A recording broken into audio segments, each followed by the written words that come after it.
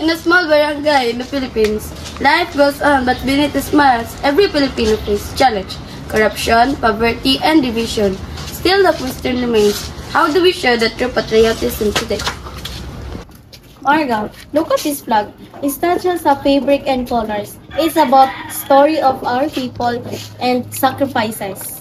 True, Lara, pero minsan nakakalimutan na ng mga kabataan ngayon yung tunay na kahulugan sa pagmamahal sa bayan. At mas busy pa sila sa trending issue kaysa sa tunay na pagmamahal sa bayan. Exactly. Patriotism isn't just about posting I love the Philippines.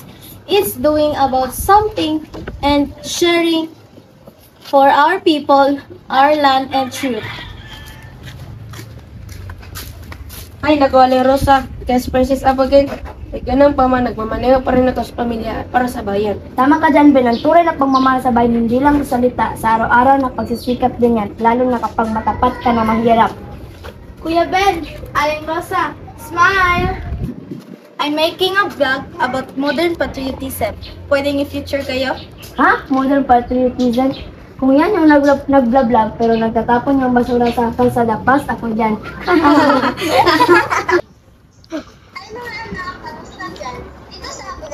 I work hard not just to my family, but also to my Philippines proud. Minsan masakit malayo sa bayan, pero dala ko pa rin ang dandila sa puso ko. You're a hero, Tita Ella. OFW like you show real patriotism by sacrificing comfort for your loved ones. Sana lang, pag umuwi ako, makita kong mulat na ang Pilipinas, not because of quality chance, but because of people who love their country enough to change it. Patriotism, ha? What's the use? Corruption, fake news, injustice, parang wala ng pag-asa. Don't say that, Enzo. Giving up isn't patriotism. Standing up even when it's hard of the love of country.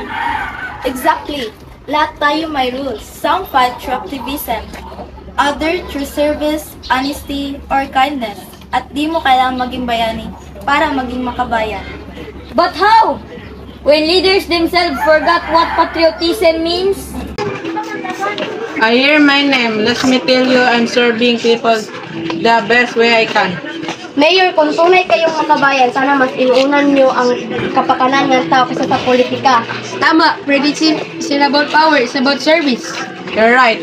I once thought patriotism was about loyalty to my position, but I realize now it's loyalty to people that matter. Maybe it's time for us leaders to listen more.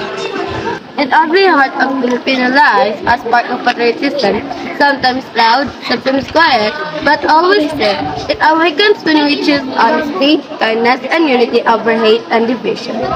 Let's prove that love of country isn't seasonal, it's daily, it's in how we act, how we speak, and how we treat each other. We are the Philippines. Strong, creative, and resilient.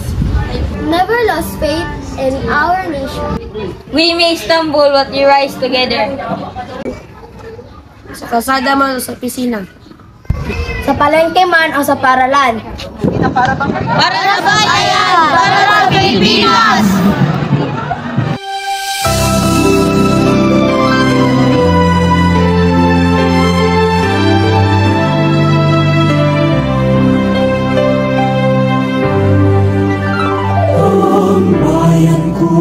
Tanging ikaw, Pilipinas kong mahal ang puso.